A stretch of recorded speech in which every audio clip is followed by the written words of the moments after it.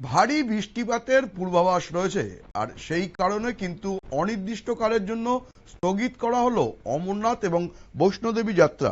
তীর্থযাত্রীদের নিরাপত্তার জন্যই যাত্রা স্থগিত রাখার সিদ্ধান্ত নিয়েছে প্রশাসন।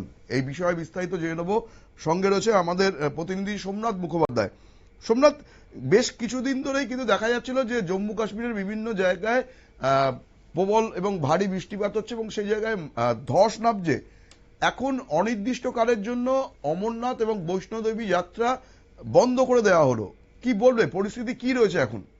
দেখো, শনিবার বিকেলে কিন্তু কেন্দ্রীয় মৌসুম ভবন জানায় যে আবহাওয়ার অবনতি হয়েছে এবং ভারী থেকে অতি ভারী বৃষ্টিপাত হতে পারে জম্মু কাশ্মীরে, এমনকি মেঘ ভাঙা বৃষ্টিও হতে পারে। তার এই কথা প্রশাসনের কাছে পৌঁছানোর পরেই কিন্তু শনিবার গভীর রাত্রে প্রশাসন এক বৈঠকে বসে এবং সেখানে কিন্তু সিদ্ধান্ত নেওয়া হয় যে এবছরের অমরনাথ যাত্রা এবং বৈষ্ণব দেবী যাত্রা যেটা চলছে সেটাকে কিন্তু আপাতত স্থগিত রাখা এবং যারা আছে তাদেরকে আস্তে আস্তে নেমে আসার বার্তা দিয়েছে প্রশাসন। কারণ মেঘ ভাঙা বৃষ্টি হলে কিন্তু কিছু করার থাকবে না, সেটাই বারবার বলছে প্রশাসন। এবং তার চেয়েও একটা বলে রাখা, একদম মৌসুম ভবন যখন এই তাদেরকে পূর্বাভাস দিয়েছে সে তারপরেই কিন্তু শনিবার রাতে কিন্তু মেঘ ভাঙা বৃষ্টি এবং হরপাভানে ইতিমধ্যে 6 জন মারা গেছে জম্মু কাশ্মীরে। যদিও এদের সঙ্গে কোনো তীর্থযাত্রীদের যোগ নেই, ওটা অন্য সেক্টরে হয়েছে, কিন্তু তবুও কিন্তু বৃষ্টি শুরু হয়ে গেছে। এবং আমরা যে ছবি দেখাচ্ছি জম্মু কাশ্মীরে যে মূল উপরে যে বেস ক্যাম্পের উপরে যে ভারী মেঘ তা কিন্তু স্পষ্ট দেখা যাচ্ছে এবং আস্তে আস্তে কিন্তু নেমে আসা শুরু করেছে তীর্থযাত্রীরা।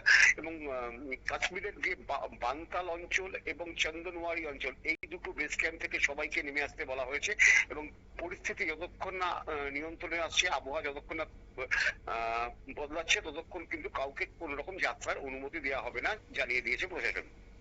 ধন্যবাদ সোমনাথ। আমরা কথা বলেছিলাম আমাদের প্রতিনিধি সোমনাথ মুখোপাধ্যায়ের সাথে। জম্মু কাশ্মীর অমরনাথ যাত্রা এবং বৈষ্ণোদেবী যাত্রা স্থগিত রাখা হয়েছে, কারণ যেভাবে আবহাওয়ার অবনতি হচ্ছে এবং মেঘ ভাঙা বৃষ্টি হওয়ার সম্ভাবনা রয়েছে, সেই জায়গায় দাঁড়িয়ে কিন্তু এই যাত্রা স্থগিত রেখেছে প্রশাসন এবং যাত্রী যারা ছিলেন তাদেরকে নিরাপদ দূরত্বে সরিয়ে নিয়ে আসা হচ্ছে। নজর রাখবো পরবর্তী সংবাদের দিকে, তার আগে নিয়ে নেব ছোট্ট বিজ্ঞাপন বিরতি।